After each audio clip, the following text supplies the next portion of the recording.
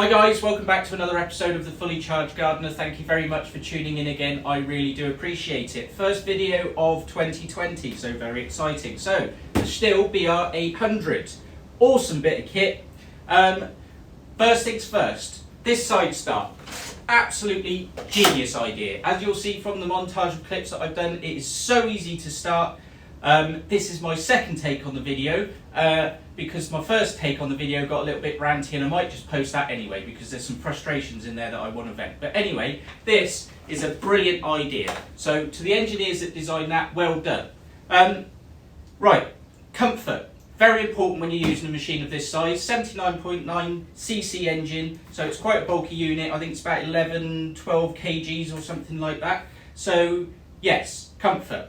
These straps are fantastic. I do a lot of trekking, mountains and various bits and pieces, climb Kilimanjaro and the likes. So I use Osprey packs, and these harnesses are very much like what you'd find on one of those packs.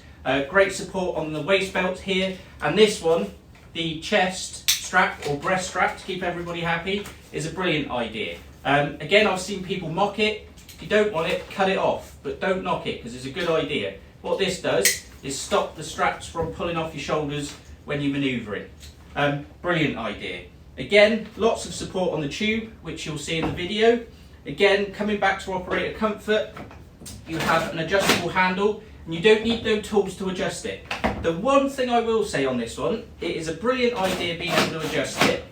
And this is just a niggly thing. A couple of times when I've been twisting, I've caught that lever and the nozzle's moved.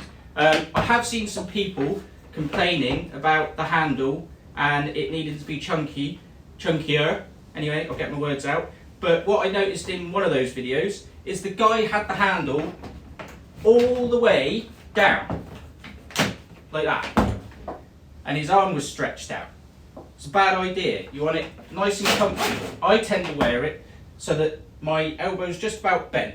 And all this going on about fatigue is rubbish. This is a self-supporting tube, as you'll see in the video. So anyway, I'm starting to get a bit ranty in this one. I'll try not to. Perhaps I will post that other one.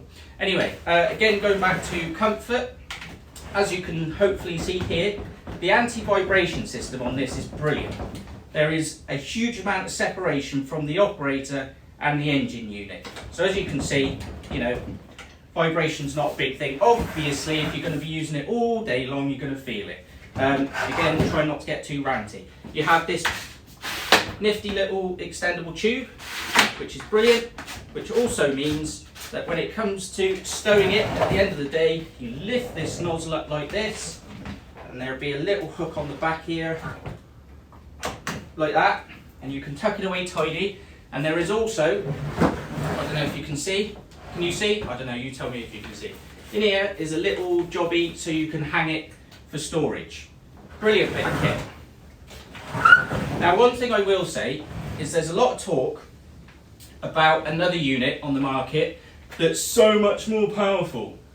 This is more than powerful enough for what I need, so I can only share my point of view, because we do 80-90% of our blowing round here with the battery machine. It's more than adequate for what we need. We have a petrol unit on site just for, you know, the bigger leaf dumps, you know, if autumn suddenly decides to drop all its leaves at once and we just need to get them shifted, or if we've got an event and we need a large volume of leaves shifting, because as good as the battery kit is, it's not as powerful as these. So that's why we keep a petrol unit on site for those bigger jobs. Now, talking of this bigger unit, and this is going back to another point, one of the biggest problems with these leaf blowers is people see them as antisocial. They're quite loud and people find them really intrusive. And the other unit on the market that claims to be the most powerful blower in the world sounds like a KTM dirt bike. And as cool as that might sound to you as an operator, because let's face it, some of these two-stroke engines do sound cool. No names mentioned. But the reality is, you're going to drive people around you nuts. You know, you're going to sound like that little chav going up and down High Street in his little Vauxhall Nova, thinking he's cool, when he's just really driving everybody nuts. So the best way I like to describe this is like the Audi RS6 of the leaf blower world. You know, it's a well-designed package, well thought out, it looks the business, it's got a lot of power, and yeah, it's got a throaty tone to it from this 4-mix engine, but it's not really offensive like that really angry noise. Anyway, so another little feature is they put this little access panel on here for adjusting the valves, because on these 4-mix engines, I don't know how many hours it is, but let's say roughly once a year, you send it to your dealer and they adjust the valves on it. You can do it yourself if you, I think there's videos on YouTube on how to do it. I wouldn't attempt it, I just send it to the dealer to adjust that. So that's a nice little feature for the dealer. I do have a load of boring facts and figures here, but rather than spew them out, because let's face it, one idea. Where is it? It says blowing force 41N. Means absolutely nothing to me. What I do know is that this will shift a shed ton of material real fast. I mean, just look at the size of the nozzle on the damn thing. Speaking of the nozzle, still stick a little metal bit on here. One of these little metal rings. There is like a replaceable tip on here. So whether you do one or not, if you do, I take it back. My bad. You already do one, but it'd be nice if it came with the machine, because you know you do knock it, or if there's a really stubborn bit on the ground. Let's face it, we've all done it. We give it a little brush with the nozzle to see if we can get it to move. But overall, brilliant bit of kit. Check out my clips. Hopefully you like this video. What I might do is flash some stats in across some of the clips. But anyway, this is a bloody brilliant piece of kit. And that is a genius idea. Being able to start it on your back, brilliant. Stihl engineers, well done. Thank you very much for watching this video. Look forward to seeing you in the next one. Cheers, guys.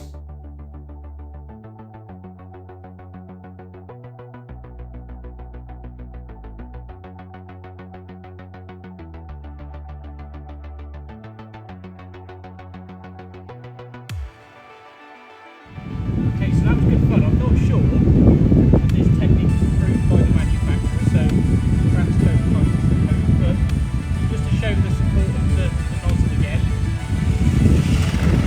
So I'm full throttle.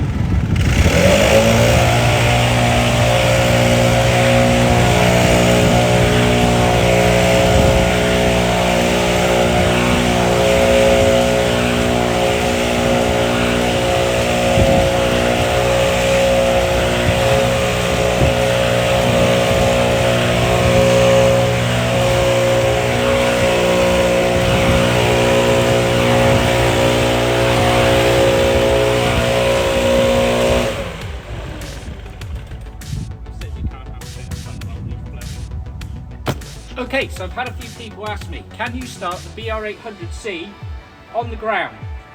Yes, you don't have to put it on your back. Foot plate, handle, and a straight upward pull, nice and steady, no aggressive yanking of it. Just a nice steady pull. 3, 2, 1, here we go. Just like that. So easy. Don't need to be aggressive, nice steady pull.